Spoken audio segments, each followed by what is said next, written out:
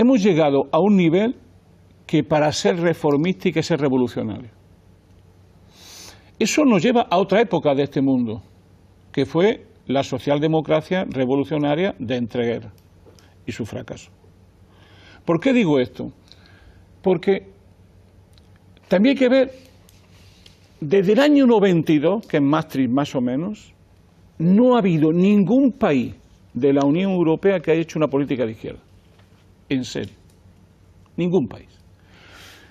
Desde que Maastricht está hacia adelante, después el euro, después la consolidación del euro, se ha producido una homogeneidad terrible entre las grandes fuerzas políticas europeas. Tanto es así que lo único que cambia de las fuerzas políticas europeas es si está en el gobierno o en la oposición. Cuando está en la oposición eres social liberal más que liberal social, y cuando está el gobierno eres simplemente liberal social. ¿Qué quiero decir con esto? Que se produce una crisis de las fuerzas políticas dominantes, una crisis del sistema político. ¿Por qué? Porque se ha desconectado dos cosas muy importantes: la soberanía popular y la soberanía nacional de las decisiones políticas.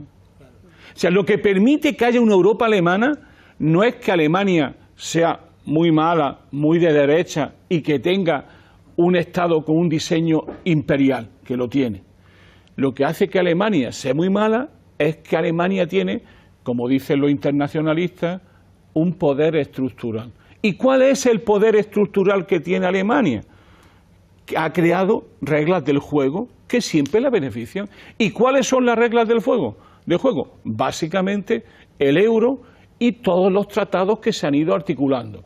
¿Qué ocurre? Que cuando llegas al gobierno con una política socialdemócrata, te encuentras que la primera cuestión que tienes que resolver es que en el marco de la Unión Europea no es posible la socialdemocracia, ni un programa socialdemocrático, ni siquiera protector de tus poblaciones. Y en segundo lugar, y termino, una cosa para mí mucho más gruesa que esa, que tiene que ver además con la política de fondo. No solamente no es posible, es que el problema de fondo es que hemos llegado a una Unión Europea donde el keynesianismo en un solo país, yo eso no lo comparto, lo dijo hace tiempo Peter Glock, pero yo no lo comparto, de que fracasara el keynesianismo en un solo país, pero lo que es evidente es que el keynesianismo a nivel europeo está prohibido constitucionalmente por las leyes europeas. Entonces, ¿qué cosas tienes que hacer cuando llegas al gobierno donde no es posible el keynesianismo en un solo país y está prohibido el keynesianismo en el conjunto de la Unión Europea? La pregunta sería, ¿cambiemos la Unión Europea?